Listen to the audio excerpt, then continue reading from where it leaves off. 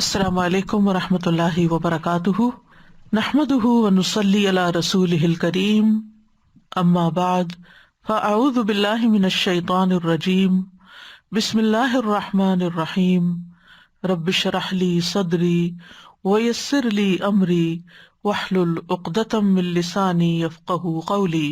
لو أنزلنا هذا القرآن على جبل لرأيته خاشعا متصدعا من خشية الله وتلك الأمثال نضربها للناس لعلهم يتفكرون۔ امثال القرآن پروگرام کے سلسلے میں آج ہم عقل سے کام نہ لینے والوں کی مثالوں کے بارے میں پڑھیں گے جو اللہ سبحانہ تعالیٰ نے سورۃ الفرقان اور سورۃ الاعراف میں بیان کی ہیں۔ ان میں سے پہلی مثال ہے سورۃ الفرقان کی آیت نمبر 44 میں، ارشاد باری تعالیٰ ہے أَمْ تَحْسَبُ أَنَّ أَكْثَرَهُمْ يَسْمَعُونَ أَوْ يَعْقِلُونَ إِنْ هُمْ إِلَّا كَالْأَنْعَامِ بَلْ هُمْ أَضَلُّ سَبِيلًا۔ یا آپ یہ سمجھتے ہیں کہ بے شک ان کے اکثر سنتے ہیں یا سمجھتے ہیں، وہ تو بالکل چوپایوں کی طرح ہیں، انعام کی طرح ہیں، بلکہ راستے کے اعتبار سے ان سے بھی زیادہ بھٹکے ہوئے ہیں۔ دوسری مثال اللہ سبحانہ تعالیٰ نے سورۃ الاعراف کی آیت نمبر 179 میں بیان کی ہے، ارشاد باری تعالیٰ ہے وَلَقَدْ ذَرَأْنَا لِجَهَنَّمَ كَثِيرًا مِنَ الْجِنِّ وَالْإِنسِ لَهُمْ قُلُوبٌ لَا يَفْقَهُونَ بِهَا وَلَهُمْ أَعْيُنٌ لَا يُبْصِرُونَ بِهَا وَلَهُمْ آذَانٌ لَا يَسْمَعُونَ بِهَا أُولَئِكَ كَالْأَنْعَامِ بَلْ هُمْ أَضَلُّ أُولَئِكَ هُمُ الْغَافِلُونَ۔ اور یقیناً ہم نے بہت سے جنوں اور انسانوں کو جہنم کے لیے پیدا کیا ہے، ان کے دل ہیں جن کے ساتھ وہ سمجھتے نہیں، ان کی آنکھیں ہیں جن کے ساتھ وہ دیکھتے نہیں، اور ان کے کان ہیں جن سے وہ سنتے نہیں۔ یہی لوگ چوپایوں کی طرح ہیں، بلکہ ان سے بھی زیادہ گمراہ ہیں، یہی لوگ ہیں جو غافل ہیں۔ سب سے پہلے ہم سورۃ الفرقان کی آیت کا انالیسس کریں گے۔ سورۃ الفرقان میں اللہ کے ساتھ کفر کرنے والوں، اللہ سبحانہ تعالیٰ کو نہ پہچاننے والوں کی گمراہی کا بیان ہے، اور انہیں جانوروں سے تشبیہ دی گئی ہے۔ اس سے پہلے کی آیات میں اللہ تعالیٰ نے کفار کے طرح طرح کے اعتراض کا ذکر کیا ہے۔ 19واں پارہ جہاں پر شروع ہوتا ہے وہاں ان لوگوں کا قول نقل کیا گیا، وقال الذین لا یرجون لقاءنا لولا انزل علینا الملائکۃ او نری ربنا لقد استکبروا فی انفسہم واتوا عتوا کبیرا۔ اور جو لوگ ہماری ملاقات کی توقع نہیں رکھتے وہ کہتے ہیں ہم پر فرشتے کیوں نہیں اتارے جاتے، یا ہم اپنے رب کو اپنی آنکھوں سے کیوں نہیں دیکھ لیتے۔ یقیناً انہوں نے اپنے دل میں تکبر کیا اور سرکشی کی، بہت بڑی سرکشی۔ پھر انہوں نے یہ اعتراض بھی کیا، وقال الذین کفروا لولا نزل علیہ القرآن جملۃ واحدہ، وہ کہتے ہیں کہ اس پر یعنی رسول پر قرآن ایک ہی بار اکٹھا کیوں نہیں نازل کر دیا گیا۔ اس کے بعد اللہ سبحانہ تعالیٰ نے سابقہ اقوام جیسے فرعون، قوم نوح، عاد اور سمود کی ہلاکتوں کا ذکر کیا جنہوں نے اللہ کی آیات کا انکار کیا تھا، تو اللہ تعالیٰ نے ان کو عبرتناک سزا دی۔ اس کے بعد فرمایا وَكُلًّا ضَرَبْنَا لَهُ الْأَمْثَالَ وَكُلًّا تَبَّرْنَا تَتْبِيرًا، ہر ایک کے لیے ہم نے مثالیں بیان کی، یعنی طرح طرح سے سمجھایا ان کو، اور ہر ایک کو ہم نے ہلاک کر دیا، پوری طرح ہلاک کرنا، یعنی ان کی حالت بیان کی جا رہی ہے کہ کس طرح وہ نبی صلی اللہ علیہ وسلم کا، آپ کے پیغام کا، قرآن کی آیات کا انکار کرنے والے، بلکہ الٹا ہر بات پر اعتراض کرنے والے تھے، اور پھر بھی اللہ تعالیٰ نے ان کو سمجھایا کہ دیکھو انکار کرنے والوں کا انجام کیا ہوا، لیکن وہ سمجھ کے نہ دیے۔ تو پھر اللہ سبحانہ تعالیٰ نے ان کی حالت بیان کی کہ یہ عذاب شدہ بستیوں سے گزرتے بھی ہیں پھر بھی نصیحت حاصل نہیں کرتے، بلکہ الٹا نبی صلی اللہ علیہ وسلم کا مذاق اڑاتے ہیں۔ تو جب ساری حجتیں تمام ہو گئی تو پھر ان کی حالت پہ تبصرہ کیا گیا کہ یہ نہ سنتے ہیں نہ سمجھتے ہیں، عقل ہی نہیں رکھتے، یہ تو جانوروں سے بھی گئے گزرے ہیں۔ یعنی جس شخص کو قرآن کی آیات، کائنات کی نشانیاں، رسول کی موجودگی، رسول کا سمجھانا، پچھلی قوموں کے حالات بتا کر سمجھانا، مثالیں دے کر سمجھانا، یہ سب کچھ سمجھ نہ آئے تو پھر اس کی عقل کا ماتم ہی کیا جا سکتا ہے کہ پھر اس کے اندر عقل ہی نہیں ہے۔ تو یہاں پر فرمایا ام تحسبوا، کیا آپ سمجھتے ہیں، ان اکثرہم یسمعون او یعقلون، کہ ان کی اکثریت سنتی سمجھتی ہے۔ تحسب کا لفظ حسب یحسب سے ہے، جس کا مطلب ہے گمان کرنا یا خیال کرنا۔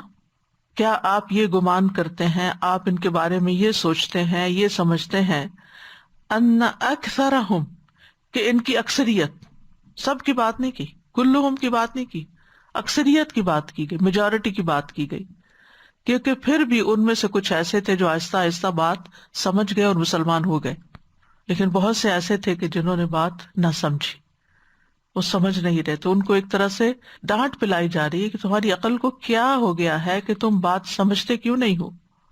ان اکثرہم یسمعون، سنتے ہیں، یسمعون کا لفظ سمع سے، سمع سننے کی قوت کو بھی کہتے ہیں اور کان کو بھی کہتے ہیں۔ یہاں مراد یہ ہے کہ وہ سنتے ہیں، یعنی اپنی اس قوت سے، اس فیکلٹی سے جو اللہ نے ان کو عطا کی ہے اس مقصد کے لیے، اس سے یہ کام لیتے ہیں، لیکن یہ کام نہیں لیتے۔ اسی لیے سورۃ البقرہ میں اللہ تعالیٰ نے فرمایا ختم اللہ علی قلوبہم وعلی سمعہم، کہ اللہ نے ان کے دلوں اور ان کے کانوں پر مہر لگا دی، وعلی ابصارہم غشاوۃ، اور ان کی آنکھوں پہ پردہ پڑ چکا ہے۔ تو سماعت کا لفظ جو ہے کبھی سننے کے معنوں میں استعمال ہوتا ہے اور کبھی دل سے متوجہ ہو کر سننے کے لیے آتا ہے، او القى السمع، اسی لیے سمع کا معنی فہم اور تدبر بھی لیا جاتا ہے، اور کبھی اطاعت کا معنی بھی لیا جاتا ہے۔ مثلا انسان کہتا ہے اسمع ما اقول لک، میری بات سمجھنے کی کوشش کرو، یعنی سنو، یعنی سمجھنے کی کوشش کرو۔ بعض اوقات ہم کہتے ہیں تم نے سنا ہی نہیں، میں نے کیا کہا تم نے نہیں سنا، یعنی تم نے سمجھا نہیں۔ تو سننا بمعنی سمجھنا بھی ہوتا ہے۔ قرآن مجید میں ہے وَإِذَا تُتْلَى عَلَيْهِمْ آيَاتُنَا قَالُوا قَدْ سَمِعْنَا لَوْ نَشَاءُ لَقُلْنَا، اور جب ان کو ہماری آیتیں پڑھ کر سنائی جاتی ہیں تو کہتے ہیں یہ کلام ہم نے سن لیا ہے، اگر چاہیں تو ہم بھی اس طرح کا کلام کہہ سکتے ہیں۔ تو یہاں اس آیت میں یسمعون سے مراد ایسا سننا ہے جس سے بات سمجھ میں آئے، یعنی سماع تفہم، سمجھنے والا سننا، ایسا سننا کہ جو سمجھ آئے۔ او یعقلون، یا عقل سے کام لیتے ہیں۔ عقل اس قوت کو کہتے ہیں جو قبول علم کے لیے تیار رہتی ہے، یعنی جو کہیں سے بھی کوئی انفارمیشن لیتی ہے تو اس کو قبول کر لیتی ہے، سمجھ لیتی ہے، جان لیتی ہے۔ اور بعض اوقات وہ علم جو اس قوت کے ذریعے حاصل کیا جاتا ہے اس کو بھی عقل کہہ دیتے ہیں۔ وہ کہتے ہیں نا کہ اس کی عقل بہت چھوٹی ہے، تو مطلب یہ ہے کہ اس کے پاس زیادہ علم نہیں ہے، اس کی سوچ سمجھ ہی کم ہے۔ اور پھر او یعقلون سے یہ بھی مراد ہے کہ جب آپ ان سے کوئی بات کہتے ہیں تو وہ اپنے دلوں میں اس کی سمجھ بوجھ رکھتے ہیں، یعنی دل سے اس کو لیتے ہیں۔ تو یہاں نبی صلی اللہ علیہ وسلم سے خطاب ہے کہ مشرکین کے ساتھ، کفار کے ساتھ آپ نے آخری دم تک ساری کوشش کر لی کہ ان کو بات سمجھائی جائے، تو کیا آپ سمجھتے ہیں کہ یہ آئندہ بھی سمجھ کر دیں گے؟ اب تک تو نہیں سمجھے، کیا آئندہ بھی یہ سمجھیں گے؟ یعنی جو ان سے مطالبہ کیا جا رہا ہے، جس بات کو سمجھایا جا رہا ہے، کیا واقعی یہ سمجھ کے دیں گے؟ یعنی مراد کیا ہے کہ اس کو قبول کریں گے، اس میں غور و فکر کریں گے۔ انہم الا کالانعام بل ہم اضل سبیلا، تو بیچ میں وقفہ ہے کہ نہیں، یہ سمجھیں گے نہیں۔ کیوں نہیں سمجھیں گے؟ کہ یہ تو بالکل انہم الا نہیں ہے وہ مگر، یعنی یقیناً ہے وہ کل انعام، مویشیوں کی طرح۔ انعام نعم سے ہے، انعام کا لفظ بھیڑ، بکری، اونٹ اور گائے کے لیے استعمال ہوتا ہے، خاص طور پر اونٹوں کے لیے استعمال ہوتا ہے کیونکہ اونٹ عربوں کے لیے سب سے بڑی نعمت تھے۔ تو یہ انعام یعنی چوپایوں کی طرح ہیں، وہ بھی دیکھتے ہیں، سنتے ہیں، سمجھتے ہیں. بل ہم اضل سبیلا، بلکہ ان سے بھی گئے گزرے ہیں راستے کے اعتبار سے، ان سے بھی گئی گزری ہے ان کی سمجھ. تو قاعدہ یہ ہوتا ہے کہ جس چیز سے مثال دی جاتی ہے، تو جس چیز کو مثال دی جاتی ہے وہ اس سے کم درجے کی ہوتی ہے، تبھی تو بات دوسری سے سمجھ آتی ہے نا. یعنی یہاں نہ سمجھنے والوں کو مثال دی گئی چوپایوں سے، تو مطلب یہ ہے کہ یہ جو بالکل سمجھ نہیں پا رہے، یہ تو ان سے بھی گئے گزرے ہیں، کیونکہ انعام کی مثال سے بات سمجھائی جائے گی اور ان کی حالت بتائی جائے گی. تو مطلب یہ ہے کہ جس چیز سے بات سمجھائی جا رہی ہے وہ ان سے بہتر ہے. اسی لیے آگے فرمایا بل ہم اضل سبیلا، بلکہ وہ تو راستے کے اعتبار سے اور بھی زیادہ بھٹکے ہوئے ہیں. سبیل اصل میں اس راستے کو کہتے ہیں جس پر سہولت سے چلا جا سکے، آسانی سے. اس کی جمع سبل ہوتی ہے. قرآن مجید میں آتا ہے انہارا و سبلا، اللہ نے دریا اور راستے بنائے زمین پر. تو یہ لوگ جانوروں کی طرح ہیں، بلکہ جانوروں سے بھی یا انعام مویشیوں سے، چوپایوں سے بھی بدتر ہیں، کیونکہ جانور کم از کم گھر سے چراگاہ کے راستے کو جانتے ہوتے ہیں. اگر ان کو چھوڑ دیا جائے صبح کے وقت تو ضروری نہیں کہ انہیں آگے کوئی پکڑ کے بتائے ادھر چلو ادھر چلو ادھر چلو، وہ اپنے راستے پہ سیدھے چلتے چلے جاتے ہیں. ان کو پتا ہوتا ہے کہ ہم نے صبح سویرے کہاں جانا ہے، اور شام کے وقت ان کو اپنے گھر کا راستہ بھی پتا ہوتا ہے. یعنی اتنی عقل سمجھ ان کے اندر بھی ہوتی ہے. لیکن ان لوگوں کو نہ دنیا میں آنے کا مقصد پتا ہے اور نہ جانے کے بعد کا اپنا انجام پتا ہے. ان کو اپنا راستہ نہیں پتا، یہ راستہ کھوئے ہوئے ہیں.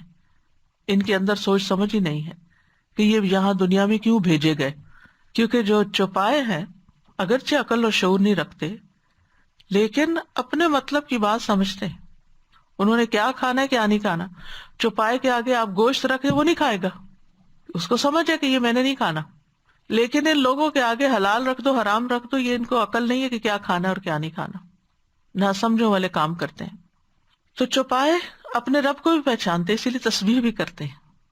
وَإِن مِّن شَيْءٍ إِلَّا يُسَبِّحُ بِحَمْدِهِ وَلَٰكِن لَّا تَفْقَهُونَ تَسْبِيحَهُمْ. تم ان کی تسبیح نہیں سمجھتے، لیکن وہ اپنے رب کی تعریف کرتے ہیں، اس کی پاکی کا اظہار کرتے ہیں. مقاتل کہتے ہیں چوپائے اپنے رب کو پہچانتے ہیں، اپنی چراگاہوں کی طرف چلے جاتے ہیں، اور وہ مالک جو انہیں چارہ کھلاتے ہیں وہ ان کی اطاعت کرتے ہیں. وہ اپنی زبان میں جیسے بھی ان کو روکتے ٹوکتے ہیں اس کے مطابق وہ سنتے ہیں ان کی بات. یہ انسان نہ اطاعت کرتے ہیں نہ رب کو پہچانتے ہیں کہ انہیں کس نے رزق دیا، کس نے انہیں پیدا کیا. ان کو یہ اتنی معمولی سی بات بھی سمجھ نہیں آتی، تو پھر ان کی عقل کیا عقل ہے. چوپائے کے پاس عقل نہیں، پھر بھی وہ اپنے کام جانتا ہے. مگر انسان کے پاس تو عقل اور شعور سب کچھ ہے، لیکن استعمال نہیں کرتا، لہٰذا وہ ان سے بھی گیا گزرا ہے. چوپایوں کو جس مقصد کے لیے پیدا کیا جاتا ہے وہ اسے سر انجام دے رہے ہیں، لیکن یہ لوگ اپنے مقصد سے غافل ہیں. چوپائے اپنی کیپیسٹی میں اللہ کی عبادت کرتے ہیں، وَلِلَّهِ يَسْجُدُ مَن فِي السَّمَاوَاتِ وَالْأَرْضِ، لیکن یہ لوگ اللہ کی عبادت نہیں کرتے. چوپائے اللہ کو ایک مانتے ہیں، لیکن یہ نہیں مانتے، یہ اس کے ساتھ شرک کرتے ہیں، حالانکہ ان کی طرف رسولوں کو بھیج کر حجت تمام کی گئی ہے. ابن واحدی لکھتے ہیں الوجیز میں بل ہم اضل سبیلا، اس کی تفسیر کرتے ہوئے، کیونکہ جانور اس آدمی کے فرما بردار ہوتے ہیں جو ان کا خیال رکھتے ہیں، جبکہ یہ کافر اپنے آقا اور مالک کی اطاعت نہیں کرتے جس نے ان پر سارے انعام کیے. زمخشری کہتے ہیں، مفسر ہیں وہ بھی، اگر آپ کہیں کہ انہیں جانوروں سے زیادہ بھٹکا ہوا کیوں قرار دیا ہے، یعنی انہیں جانور بھی نہیں کہا گیا بلکہ جانوروں سے بھی زیادہ بھٹکا ہوا قرار دیا گیا، تو اس کی وجہ یہ ہے کہ جو ان جانوروں کو گھاس کھلاتے ہیں، ان کی دیکھ بھال کرتے ہیں، تو یہ جانور اپنے مالکوں کے فرما بردار ہوتے ہیں. ان کو پتا ہوتا ہے کہ ان کے ساتھ کون اچھا سلوک کرتا ہے، ان کا احسان مانتے ہیں، اور کون ان کے ساتھ بدسلوکی کرتا ہے. جانور ان چیزوں کو لیتے ہیں جو ان کے لیے فائدے کی ہوتی ہیں، اور ان چیزوں سے بچتے ہیں جو نقصان کی ہوتی ہیں. ان کو اپنے فائدے اور نقصان کا نہیں پتا کہ اللہ کی عبادت کے لیے پیدا کیے گئے اور اسی میں ان کا فائدہ ہے، اور اللہ کی طرف جانا ہے جہاں سزا جزا ہے، لیکن یہ اپنی سزا اپنے انجام سے غافل ہے. وہ کہتے ہیں کہ جانور اپنی چراگاہ اور اپنے پانی کی گھاٹ کو بھی پہچانتے ہیں، یعنی پانی پینے کے لیے انہیں پتا ہوتا ہے کس طرف جانا ہے، جبکہ یہ مشرک اللہ کے احسان کو نہیں جانتے اور اپنے دشمن کو بھی نہیں پہچانتے. ان دشمن کون ہے؟ شیطان ہے. اور پھر یہ بھی مانا ہے کہ یہ اجر سے بھی غافل ہیں کہ اچھے کام کرنے کا اجر کیا ہوگا، اور سزا سے بھی غافل ہیں اور حق کا راستہ نہیں پاتے۔ جانور اپنے رب کو پہچان کر جو اس کی تسبیح کرتے ہیں، قرآن مجید سورۃ الاسراء میں آتا ہے تسبح له السماوات السبع والارض ومن فیہن وان من شیء الا یسبح بحمدہ ولکن لا تفقہون تسبیحہم انہ کان حلیما غفورا۔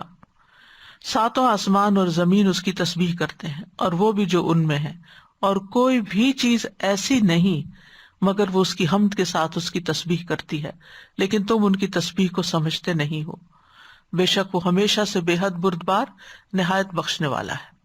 داؤد علیہ السلام کے ساتھ پہاڑوں اور پرندوں کا تسبیح کرنا ہم سب کو معلوم ہے۔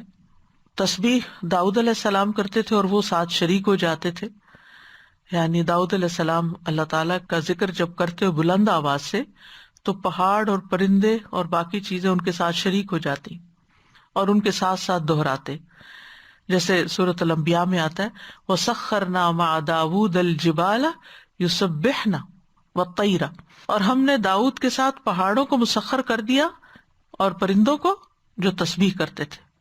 پھر اسی طرح یہ کہ جانور اپنی زندگی کا مقصد سمجھتے ہیں کہ اللہ نے انہیں کس کام کے لیے پیدا کیا، لہٰذا وہ کام کرتے ہیں۔ مثلاً ایک بیل کو معلوم ہے کہ وہ کس کام کے لیے پیدا ہوا ہے۔ ایک حدیث میں آتا ہے جو صحیح بخاری میں ہے، نبی صلی اللہ علیہ وسلم نے فرمایا بنی اسرائیل میں سے ایک شخص بیل پہ سوار ہو کے جا رہا تھا کہ بیل نے اس کی طرف دیکھا اور اس سوار سے کہا میں اس لیے نہیں پیدا ہوا، مجھے تو کھیتی باڑی کے لیے پیدا کیا گیا۔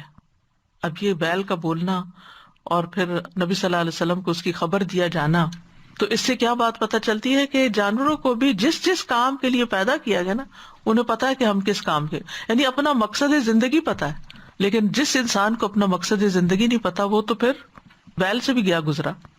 جانور رسول اللہ صلی اللہ علیہ وسلم کو بھی پہچانتے تھے۔ وما ارسلناک الا رحمۃ للعالمین میں ساری چیزیں آ جاتی ہیں، آپ سب کے لیے رحمت بنا کے بھیجے گئے تھے۔ مسند احمد کی روایت ہے، جابر بن عبداللہ سے مروی ہے کہ ایک مرتبہ ہم لوگ رسول اللہ صلی اللہ علیہ وسلم کے ساتھ کسی سفر سے واپس آ رہے تھے۔ جب ہم نجار کے ایک باغ کے قریب پہنچے تو پتہ چلا کہ اس باغ میں ایک اونٹ ہے جو باغ میں داخل ہونے والے ہر شخص پہ حملہ کر دیتا ہے۔ لوگوں نے یہ بات نبی صلی اللہ علیہ وسلم سے ذکر کی تو نبی صلی اللہ علیہ وسلم اس باغ میں تشریف لے گئے اور اس اونٹ کو بلایا۔ وہ اپنی گردن جھکائے آپ کی خدمت میں حاضر ہو گیا، آپ کے سامنے آ کے بیٹھ گیا۔ نبی صلی اللہ علیہ وسلم نے فرمایا کہ اس کی لگام لاؤ، اور لگام اس کے منہ میں ڈال کر اونٹ اس کے مالک کے حوالے کر دیا۔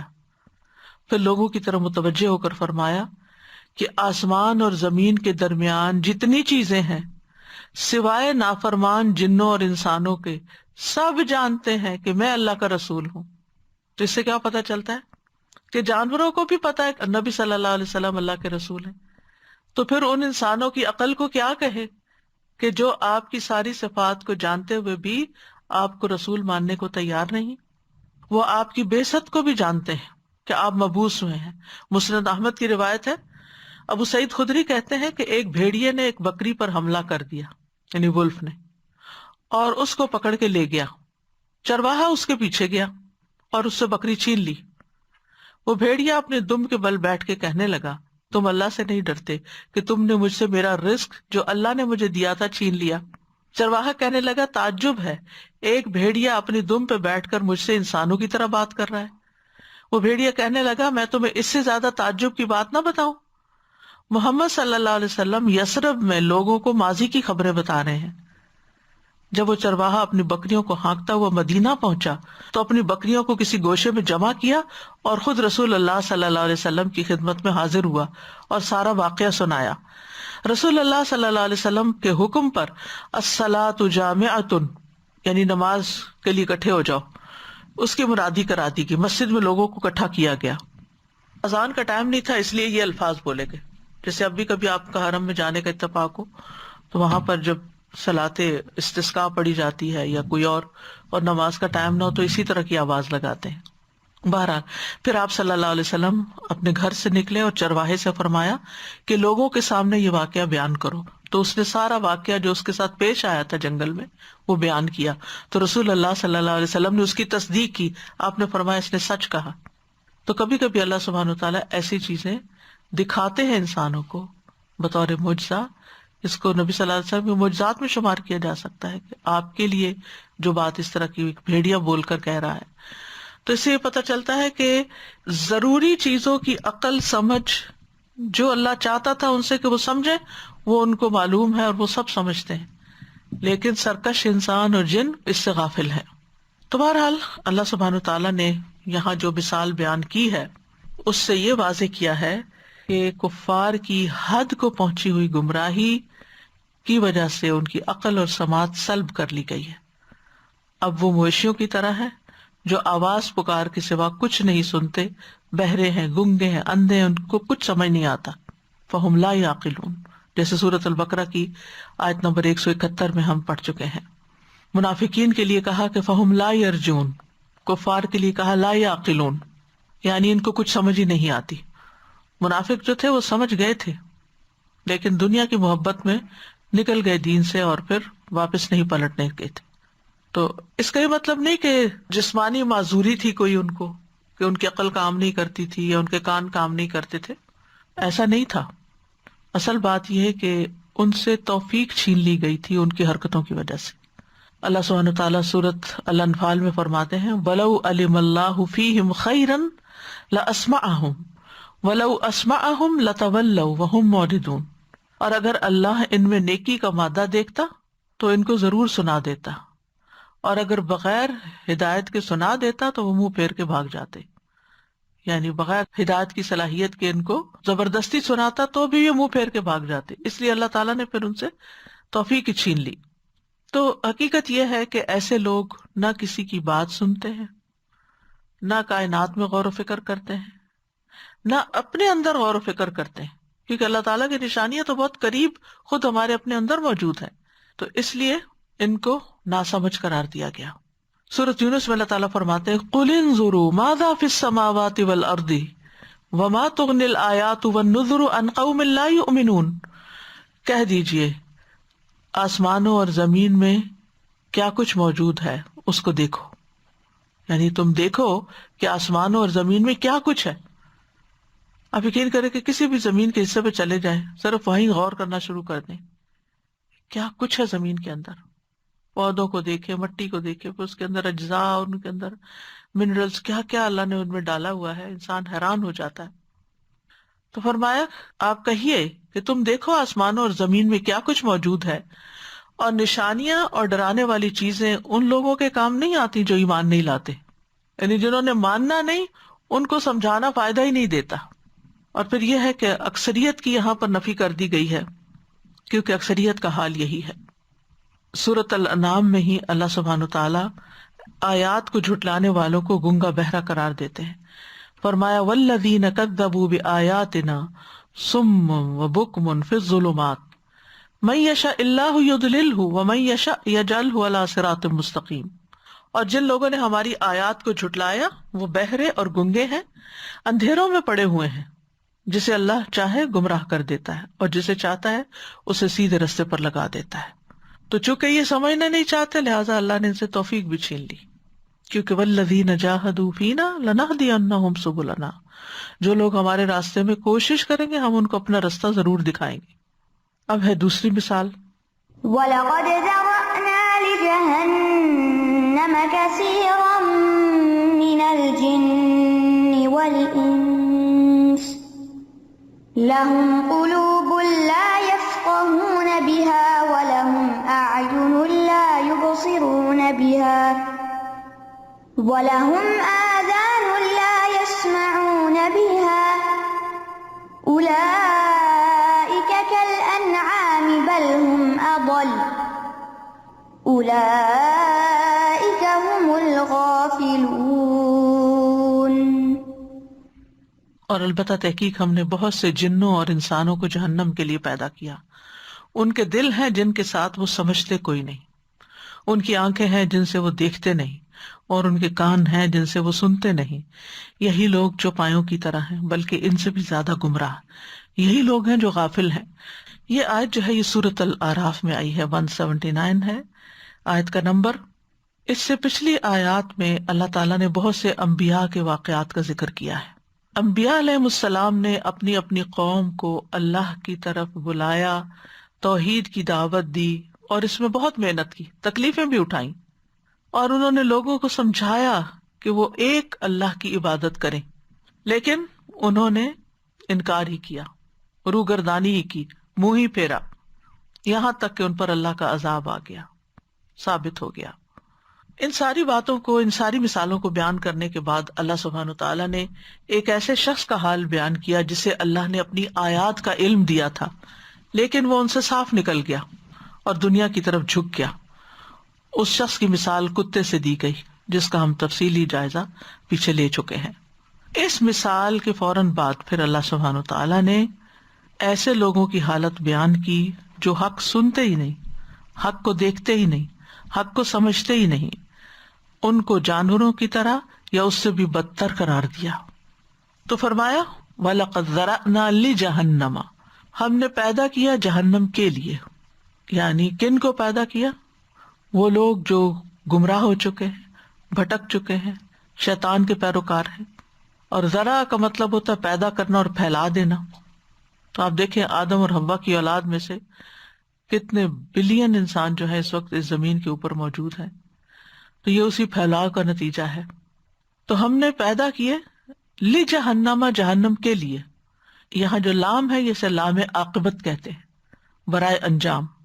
یعنی جن لوگوں نے اپنے حواس سے صحیح فائدہ نہیں اٹھایا وہ انجام کار جہنم میں ہی جائیں گے. گویا دوسرے لفظوں میں وہ ایسے ہیں جیسے جہنم ہی کے لیے پیدا ہوئے، سوچتے سمجھتے جو نہیں.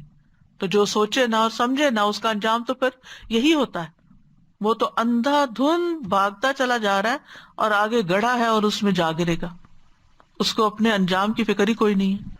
اور یہاں بھی فرمائے کثیر من الجن والانس، انسانوں اور جنوں کی اکثریت ہوگی ایسی جو جہنم میں جائے گی. جن کا لفظ جو ہے اس کی جمع جنہ ہے. انسان کے مقابلے میں جتنی بھی روحانی مخلوقات ہیں جو انسان کے حواس سے چھپی ہوئی ہیں ان کو جن کہا جاتا ہے.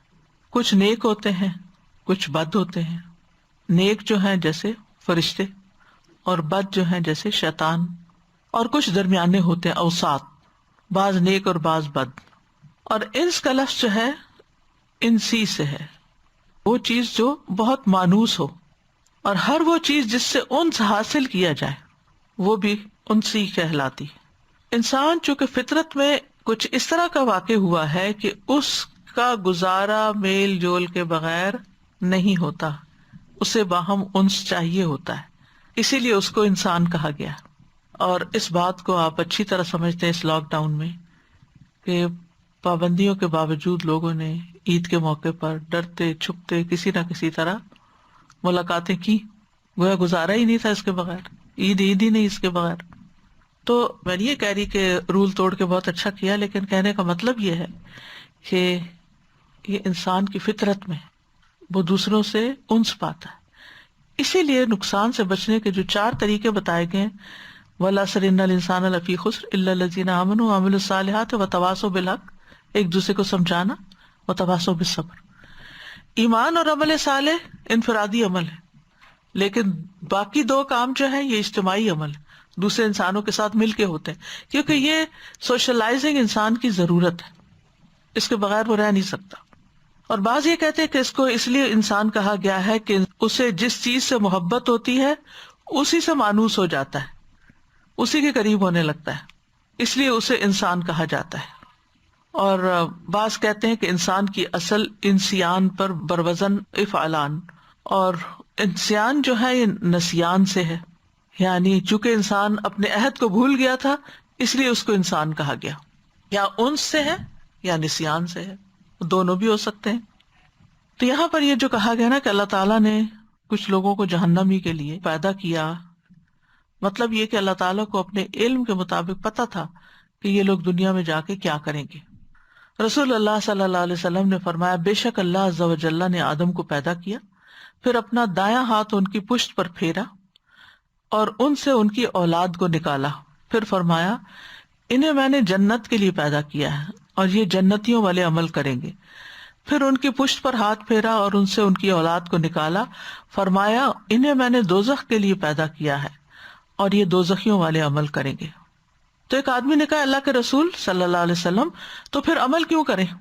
تو آپ نے فرمایا بلا شبہ اللہ عز و جل نے جب بندے کو جنت کے لیے پیدا کیا تو اسے جنت والے عمل کرنے کی توفیق بھی دیتا ہے، اسے جنت والے عمل کروا لیتا ہے، حتیٰ کہ وہ جنتیوں والے اعمال میں سے عمل کرتے ہوئے مر جائے گا تو اللہ انہی اعمال کی وجہ سے اس کو جنت میں داخل کرے گا، اور جب کسی بندے کو آگ کے لیے پیدا کیا تو اسے دوزخیوں والے عمل کرواتا ہے، حتیٰ کہ دوزخیوں والے اعمال میں سے عمل کرتے ہوئے مر جائے گا تو اللہ اسی کے سبب اسے آگ میں ڈال دے گا۔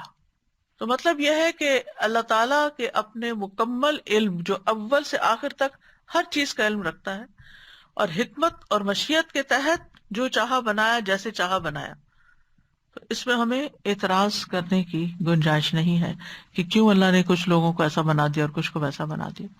وہ اللہ تعالیٰ کو پتا تھا کچھ لوگوں کو میں آزادی دوں گا بھی تو وہ اس کو ایسے استعمال نہیں کریں گے کہ میری حدیں ہی توڑ جائیں، اور کچھ لوگوں کو نہیں بھی دوں گا تو بھی وہ خرابیاں پھیلائیں گے۔ تو بہرحال جنت والوں کو جنتی کاموں کی توفیق ملتی رہتی ہے اور جہنمیوں کو جہنم والے اعمال کی توفیق ہوتی ہے۔ سوال یہ پیدا ہوتا ہے کہ جنوں اور انسانوں کی اکثریت جہنم میں کیوں ہے؟ اس کی وجہ یہ ہے کہ جنوں اور انسانوں کو اللہ نے دل اور دماغ دیے تھے اس لیے کہ وہ غور و فکر سے کام لیں، آنکھیں دی تھی کہ ان نشانیوں کو دیکھیں، کان اس لیے دیے تھے کہ اللہ کا کلام سنیں، حق کی باتیں سنیں، لیکن ان میں اکثریت ایسی تھی جس نے اللہ کی عطا کردہ نعمتوں کو صحیح طور پہ استعمال نہیں کیا اور ان سے اتنا ہی کام لیا جتنا بس حیوان لیتے ہیں، اور اس کے نتیجے میں گمراہ ہوئے، انجام جہنم ہوا۔ اور یہ ہم جانتے ہیں کہ اسباب اختیار کرنا انسان کے اپنے اختیار میں ہے، اور اسی وجہ سے ان کو جنت یا جہنم ملے گی، اور ان اسباب کو اختیار کرنے کے نتائج کیا ہوتے ہیں وہ صرف اللہ کو پتا ہے، کیونکہ اللہ سبحانہ و تعالیٰ نے انسان کو پیدا کیا، اسباب بھی اللہ نہیں بنائے۔ اس آیت سے یہ بھی پتا چل رہا ہے کہ انسانوں کے علاوہ جنات بھی اللہ کی عبادت کے مکلف ہیں، اور ان کو بھی سوچ سمجھ دی گئی، وہ بھی انسانوں کی طرح کی مخلوق ہے لیکن انسانوں کو نظر نہیں آتے، ان کے لیے بھی اللہ کی عبادت اور ان کے لیے بھی ہدایت کا راستہ واضح کیا گیا ہے۔ وجہ کیا ہے؟ لہم قلوب لا یفقہون بہا، یہ کیوں جہنم میں جائیں گے؟ کیونکہ ان کے دل تو ہیں لیکن ان سے یہ سمجھتے نہیں۔ قلب الشیء کا مطلب ہوتا ہے کسی چیز کو پھیرنا، ایک حالت سے دوسری کی طرف پلٹا دینا، الٹ پلٹ کرنا۔ قلب الثوب کہتے ہیں کپڑے کو الٹنا، قلب الانسان کہتے ہیں انسان کو اصل رستے سے پھیر دینا۔ قرآن میں آتا ہے وَإِلَيْهِ تُقْلَبُونَ، تم اسی کی طرف لوٹائے جاؤ گے، پھیرے جاؤ گے۔ رسول اللہ صلی اللہ علیہ وسلم نے فرمایا قلب کو قلب اس لیے کہتے ہیں کہ وہ پلٹتا رہتا ہے، الٹ پلٹ ہوتا ہے، اور دل کی مثال تو اس پر کی سی ہے جو کسی درخت کے تنے کے ساتھ لٹکا ہوا ہو اور ہوا اسے الٹ پلٹ کرتی رہتی ہو، کبھی سیدھا کبھی الٹا۔ اور پھر یہاں یفقہون کا لفظ استعمال ہوا ہے، فقہ یعنی حاضر علم سے غائب تک پہنچنا، یہ عام علم سے زیادہ خاص ہے، جیسے سورۃ النساء میں آتا ہے نا فَمَا لِهَٰؤُلَاءِ الْقَوْمِ لَا يَكَادُونَ يَفْقَهُونَ حَدِيثًا، ان لوگوں کو کیا ہو گیا کہ بات بھی نہیں سمجھ سکتے، یعنی ان کے دل خیر اور ہدایت کو نہیں سمجھتے، کائنات میں بکھری نشانیوں کو نہیں دیکھتے، سورج چاند ستاروں کو نہیں دیکھتے، سمندر کی مخلوق کو نہیں دیکھتے، اللہ نے کیا کچھ پیدا کیا ہے۔ تو جو لوگ کھلے دل رکھتے ہیں، روشن آنکھیں رکھتے ہیں، وہ ان ساری چیزوں سے ہدایت پاتے، یہ سب کچھ ان کے ایمان میں اضافہ کرتا ہے، لیکن دوسرے لوگ وہ اس سے عاری ہوتے ہیں۔ وَلَهُمْ أَعْيُنٌ لَا يُبْصِرُونَ بِهَا، ان کے لیے آنکھیں ہیں دیکھتے نہیں، یعنی ہدایت کا راستہ نہیں دیکھتے، آنکھوں سے اس طرح نہیں دیکھتے کہ دیکھنا فائدہ مند ہو، یعنی آنکھیں دیکھ رہی ہیں لیکن اس سے بصیرت نہیں ہے ان کے اندر، آنکھوں سے فائدہ نہیں اٹھا رہے جو ان کو بھیانک انجام سے بچا سکے۔ وَلَهُمْ آذَانٌ لَا يَسْمَعُونَ بِهَا، ان کے کان ہیں سنتے ہی کوئی نہیں، یعنی قرآن کی باز نہیں سنتے، رسول کی بات نہیں سنتے، نیکی اور ہدایت کی بات نہیں سنتے، اس کے لیے ان کے دل بند ہیں، کان بند ہیں۔ اور یہاں پر مراد اس سے کیا ہے کہ وہ کانوں سے اس طرح نہیں سنتے کہ ان کے دلوں میں اصل بات کا صحیح مطلب آ جائے، یعنی بات پوری طرح صحیح معنوں میں سمجھیں۔ یہاں ایک بڑی اہم بات ہے کہ سوچنے سمجھنے کی فیکلٹی کو دل کی طرف منسوب کیا گیا ہے، اور اس کے بارے میں کچھ ریسرچ کی گئی تو یہ بات سامنے آئی کہ سائنس نے اس بات کو کنفرم کیا ہے کہ the heart is stronger than the brain, heart is more powerful than the brain, the heart is about 100,000 times stronger electrically. Heart is about 100,000 times stronger electrically and up to 5,000 times stronger magnetically than the brain. یعنی دماغ کی نسبت ہمارا دل جو ہے یہ زیادہ طاقتور ہے، زیادہ فنکشن کر سکتا ہے، زیادہ سوچ سمجھ سکتا ہے، اور اس پر بہت دلچسپ ریسرچز ہوئی ہیں۔ اگر آپ کو وقت ہو تو آپ ان کو ضرور پڑھیں، کافی انٹرسٹنگ ٹاپک ہے، وقت کم ہے۔ فرمایا اولئک کالانعام بل ہم اضل، یعنی یہ لوگ جن کے یہ اوصاف ہیں، جو صرف کھاتے پیتے ہیں، عیش عشرت کرتے ہیں اور آخرت کا نہیں سوچتے، یہ مویشیوں سے بھی زیادہ بھٹکے ہوئے ہیں، کیونکہ مویشی اللہ کے فرما بردار ہیں اور کافر اللہ کے فرما بردار نہیں ہے، کیونکہ یہ اپنے نفع نقصان سے بھی بالکل غافل ہے۔ انسان جو ہے یہ ایک عجیب مخلوق ہے، اگر یہ اللہ کی اطاعت کرے تو فرشتوں سے بھی اونچا ہے مقام اس کا، اور اگر یہ اللہ کی نافرمانی کرے تو جانوروں سے بھی بدتر ہے۔ اولئک هم الغافلون، یہ کون لوگ ہیں جو نہ سنتے ہیں، نہ سمجھتے ہیں، نہ کچھ کرتے ہیں؟ یہ غافل لوگ ہیں۔ غفلت اس بھول کو کہتے ہیں جو قلت احتیاط، تھوڑی احتیاط کرنے کی وجہ سے یا تھوڑے تحفظ کی وجہ سے انسان کو عارض ہو جاتا ہے، یعنی وہ سہو یا بھول جو انسان کو لگ جاتی ہے، کس وجہ سے؟ کہ جب پروٹیکشن نہیں ہوتی یا احتیاط نہیں ہوتی۔ اور سب سے فائدے کی چیز کیا ہے؟ کہ اللہ پر ایمان لانا، اس کی اطاعت کرنا اور اس کو یاد کرتے رہنا۔ تو جو سب سے فائدے کی چیز ہے اس سے بھی یہ غافل ہو جاتے ہیں، یعنی چھوٹا سا ذکر، چھوٹی سی نیکی، جس کے نتیجے میں پھر اللہ کی نافرمانی کو مول لیتے ہیں۔ اولئک هم الغافلون۔ تو بیسیکلی دونوں مثالیں جو ہیں، ان سے جو باتیں ہمیں سمجھ میں آتی ہیں وہ کچھ یوں ہے کہ سب سے پہلے یہ کہ یہ کان، آنکھ، دل اللہ کی نعمتیں ہیں، ان نعمتوں سے بھرپور فائدہ اٹھانا چاہیے اور عقل سے کام لینا چاہیے۔ اللہ تعالیٰ فرماتے ہیں واللہ اخرجکم من بطون امہاتکم لا تعلمون شیئا وجعل لکم السمع والابصار والافئدہ لعلکم تشکرون، اور اللہ نے تمہیں تمہاری ماؤں کے پیٹوں سے اس حال میں نکالا کہ تم کچھ نہ جانتے تھے، اس نے تمہارے لیے کان اور آنکھیں اور دل بنا دیے تاکہ تم شکر ادا کرو۔ تو اللہ تعالیٰ نے یہ فیکلٹیز جو ہمیں دی ہے یہ کس لیے ہے؟ کہ ہم ان نعمتوں کا شکر ادا کریں، لیکن ہم بہت کم شکر ادا کرتے ہیں۔ اسی لیے اللہ تعالیٰ فرماتے ہیں هو الذی انشأ لکم السمع والابصار والافئدہ قلیلا ما تشکرون، وہی ہے جس نے تمہارے لیے کان اور آنکھیں اور دل بنائے، تم بہت کم شکر ادا کرتے ہو۔ اور یاد رکھیے انہی 3 فیکلٹی سے قیامت کے دن حساب بھی ہوگا، سوال جواب بھی ہوں گے۔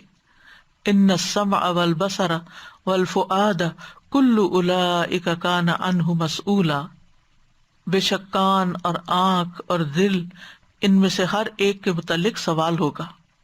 ابن قیم کہتے ہیں کہ بندے کے اعضاء میں سے، یعنی ہمارے جو جوڑ ہیں، انگلیاں ہیں، ہاتھ پاؤں ہیں، جتنے بھی اعضاء ہیں جسم میں جو فنکشن کرتے ہیں، ان میں سے ہر عضو کے لیے اللہ کی عبودیت ہے جو اسی عضو کے ساتھ خاص ہے، اور ایک اطاعت جو اس سے مطلوب ہے، وہ عضو اسی کے لیے پیدا کیا گیا ہے اور اسی اطاعت کے لیے مہیا کیا گیا ہے۔ یعنی اللہ نے تو عقل اور دل دیے ہی اس لیے تھے تاکہ ہم اللہ کو پہچانیں اور اس کی عبادت کریں۔ پھر یہ ہے کہ جس مقصد کے لیے یہ عذاب پیدا کیے گئے ہیں اس کو پہچانا جائے اور وہ ان سے کام لیا جائے۔ وہ کہتے ہیں کہ انسانوں میں سے کچھ لوگ وہ ہیں جو ان چیزوں کو، ان اعضاء کو ان چیزوں میں استعمال کرتے ہیں جن کے لیے وہ پیدا کیے گئے، یعنی یہ وہ قسم ہے جس نے اللہ کے ساتھ بہت ہی نفع بخش تجارت کی، وہی کرتے ہیں جس کے لیے اللہ نے انہیں پیدا کیا، دن رات اسی میں لگے رہتے ہیں۔ دوسرے جس مقصد کے لیے اعضاء کو پیدا نہیں کیا وہ کام کرنا۔ وہ لکھتے ہیں دوسری قسم وہ ہے جو ان اعضاء کو ان کاموں میں استعمال کرتی ہے جن کے لیے ان اعضاء کو پیدا ہی نہیں کیا گیا، اور نہ ہی وہ کام ان اعضاء کے لیے پیدا کیے گئے. تو یہ وہ ہے جس کی کوشش ناکام ہوئی اور اس کی تجارت خسارے میں پڑی اور اس سے رب کی رضا چھوٹ گئی اور اس کا بھاری ثواب بھی رہ گیا اور اس نے اللہ کی ناراضگی اور دردناک عذاب کو حاصل کر لیا.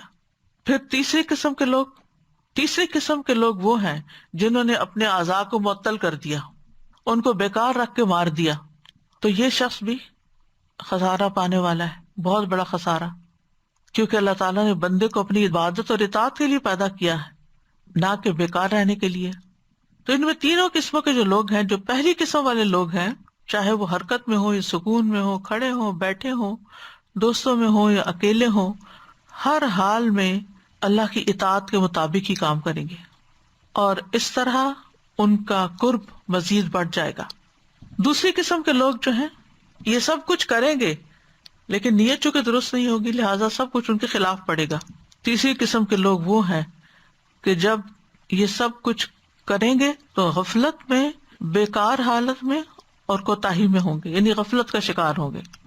پہلی قسم والے کا ہر کام عبادت، دوسری قسم کا شخص ہر کام اس کے خلاف، اور تیسری قسم کا شخص ویسے ہی سو رہا ہے، غفلت میں مبتلا ہے، غفلت میں پڑا ہوا ہے.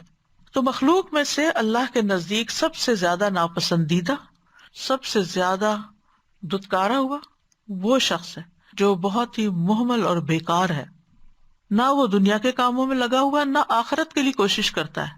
ایسا شخص دنیا میں بھی اور دین میں بھی بوجھ بنا ہوا ہے، زمین پر بوجھ ہے، دنیا والوں پر بھی بوجھ ہے، دین والوں پر بھی بوجھ ہے اور زمین پر بھی بوجھ ہے. اس کے برعکس جو اطاعت کرتے ہیں، اللہ کی فرما برداری کے کام کرتے ہیں، تو ان کی جزا کیا ہے؟ رسول اللہ صلی اللہ علیہ وسلم نے فرمایا، بے شک اللہ تعالیٰ کا ارشاد ہے، جس نے میرے کسی ولی سے دشمنی کی اس کے خلاف میری طرف سے اعلان جنگ ہے، اور میرا بندہ جن جن باتوں کے ذریعے میرا قرب حاصل کرتا ہے ان میں سے کوئی عبادت مجھے اتنی پسند نہیں جس قدر وہ عبادت پسند ہے جو میں نے ان پر فرض کی ہے.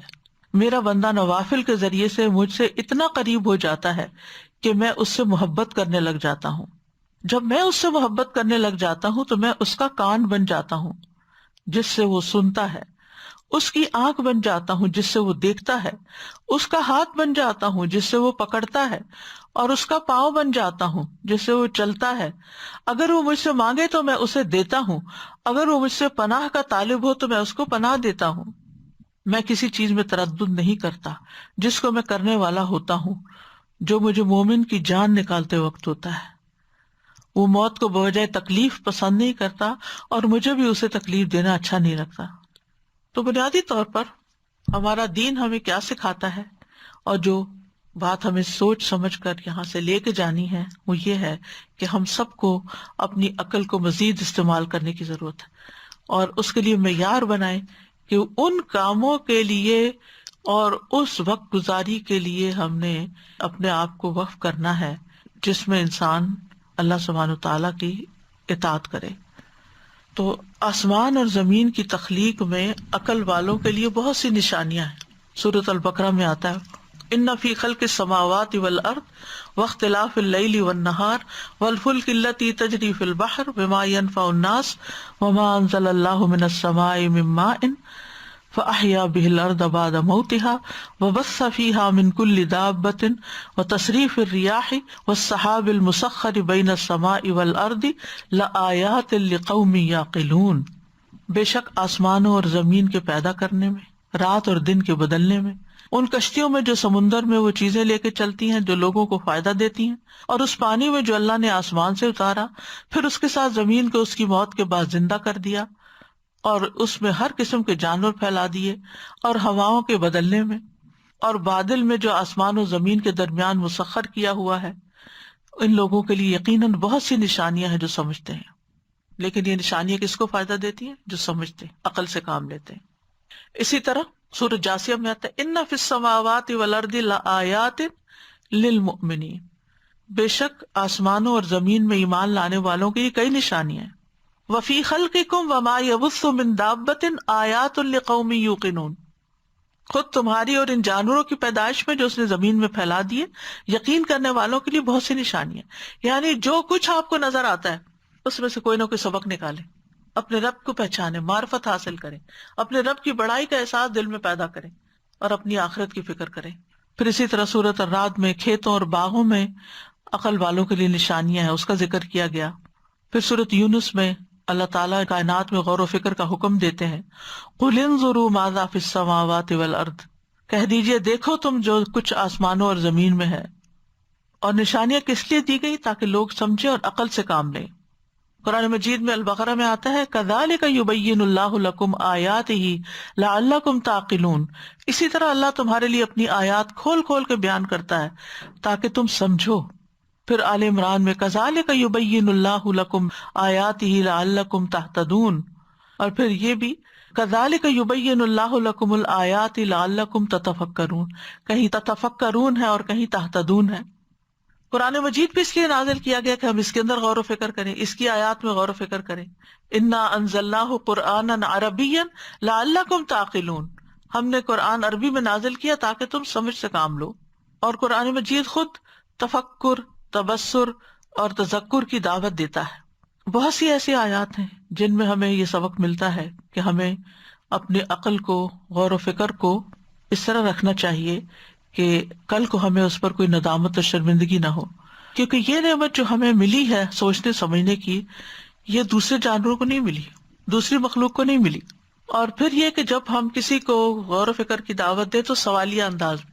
اللہ تعالیٰ فرماتے ہیں افلا تعقلون، افلا تتفکرون، افلا تتذکرون، افلا تذکرون، کیا تم سمجھتے نہیں، غور نہیں کرتے، نصیحت حاصل نہیں کرتے، اور آخر میں بھی کیا تم نصیحت نہیں پکڑتے؟ تو نشانیوں سے وہ شخص فائدہ اٹھاتا ہے جس کا دل ہو، لمن کان لہ قلب او القى السمع وهو شہید، اور اس کا دل بھی حاضر ہو اور خود بھی۔ پھر اسی طرح یہ ہے کہ جو لوگ عقل سے کام لیتے ہیں ان کی قرآن مجید میں تعریف بھی بیان کی گئی ہے، اولو الالباب کہہ کے انہیں پکارا گیا ہے۔ سورۃ آل عمران کی آیت نمبر 190 اور 191 میں اس کی تفصیل ملتی ہے کہ عقل والوں کے لیے یقیناً بہت سی نشانیاں ہیں۔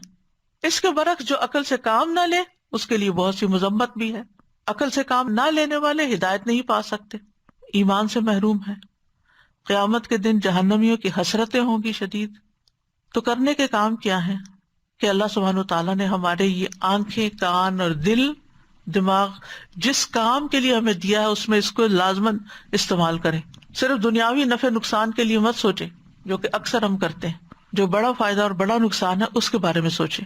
پھر اسی طرح یہ ہے کہ کونی اور شرعی آیات میں غور و فکر کریں اور جو توحید کے دلائل ہیں ان کو سمجھیں۔ اپنے کانوں سے ہدایت کی بات سنیں، یعنی خود تحقیق کریں، خود سورس تک پہنچنے کی کوشش کریں، قرآن کے مواعظ سنیں تاکہ دل نرم ہو۔ آپس کی محبت اور یگانگت اور ایک دوسرے کا خیال رکھنا، یہ بھی اس سے ہمیں پتہ چلتا ہے، اس سے انسان کے رزق میں برکت ہوتی ہے، اور جو باقی تکلیف دہ چیزیں ہیں ان سے بھی انسان چھٹکارا پا لیتا ہے۔ تو اللہ تعالیٰ سے دعا کرنی چاہیے کہ وہ ہمیں قلب سلیم عطا فرمائے۔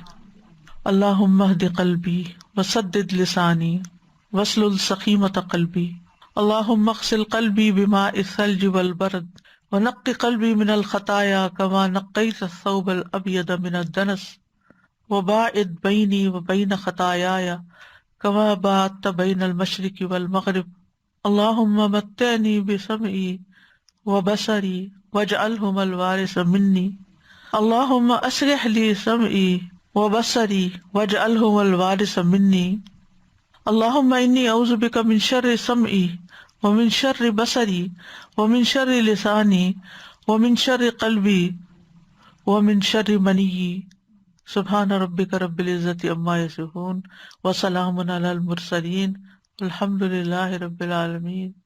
لو أنزلنا هذا القرآن على جبل لرأيته خاشعا متصدعا من خشية الله وتلك الأمثال نضربها للناس لعلهم يتفكرون۔ الحمدللہ، ایمان اللہ تعالیٰ نے اس ایسی بڑی طاقت دی انسان کو کہ جیسے ہی ایمان انسان لاتا ہے ویسے شعور بڑھتا چلا جاتا ہے، اور پھر دل بھی اس کا اس طرف لگ پڑتا ہے، اس کے جوارے بھی اس طرح کام کرنے لگ جاتے ہیں۔ تو جتنا ایمان بڑھتا ہے اتنا زیادہ وہ اپنی یہ فیکلٹیز دل، آنکھیں اور کان زیادہ استعمال کرنے لگ جاتا ہے، کیونکہ ایمان اس کو گرو کرنے کی فیسلٹی دیتا ہے اور پھر یہ فیکلٹیز زیادہ سے زیادہ استعمال ہوتی. اللہ ہمیں توفیق عطا فرمائے. کہتے ہیں کہ حضرت موسیٰ علیہ السلام نے ایک بار دعا کی، یہ بعض روایات میں آتا ہے کہ یا اللہ میری قوم سے سب کچھ چھیننا لیکن عقل نہ چھیننا. تو اللہ تعالیٰ نے جواب دیا کہ اے موسیٰ، جب ہم کسی سے چھیننے والے ہوتے ہیں، یعنی کچھ چھیننا چاہتے ہیں، تو اس کی عقل ہی سب سے پہلے چھینتے ہیں، کیونکہ جب عقل نہیں رہتی تو انسان بے جا بولتا ہے، بے جا خرچ کرتا ہے، بے جا غلط کام، اصل معبود کسی اور کو بنا بیٹھتا ہے. کو ڈائمینشیا اور یہ بیماریاں ہوتی ہیں، اللہ معاف کر دے، ان کا یہی حال ہو جاتا ہے. ان کو یہی سمجھ نہیں آ رہی ہوتی کہ اب کون سا وقت ہے، کیا ہو رہا ہے آس پاس، کسی کا خیال نہیں، کچھ نہیں. اور جو اللہ معاف کر دے، اور جیسے جو مینٹل سک ہوتے ہیں، جن کو ویسے شعور نہیں رہتا، ان کی بھی حالت اسی قسم کی ہو جاتی ہے. ان کو نہ پاکی کا کچھ بھی خیال نہیں ہوتا. اللہ تعالیٰ ایسی حالت سے بچائے، اور ارذل عمر سے بھی اللہ تعالیٰ ہمیں نجات دے. دادا جی ویسے تو کافی ایکسپلین کیا آپ نے کہ کیا کیا فرق ہے انسانوں میں اور جانوروں میں. جو چیز مجھے بہت زیادہ دل پہ اثر کیا کہ وہ اللہ سبحانہ تعالیٰ کی تسبیح بھی کرتے ہیں، تسبیح بھی کرتے ہیں. اور ہمارے تو سب کل ان کا علم الصلاۃ ہو تسبیح ہو، ہر ایک کو اپنی صلاۃ بھی پتہ ہے، تسبیح بھی پتہ ہے، اور وہ کر بھی رہے ہیں اور اپنے اللہ تعالیٰ کی اطاعت بھی کر رہے ہیں. تو ہم سب سے پہلے تو نمازیں چھوٹتی ہیں، تھوڑا سا ذرا سا شعور میں آتے ہیں. آخر دعوانا ان الحمد للہ رب العالمین. سبحانک اللہم وبحمدک، اشہد ان لا الہ الا انت، استغفرک واتوب الیک. السلام علیکم ورحمۃ اللہ وبرکاتہ.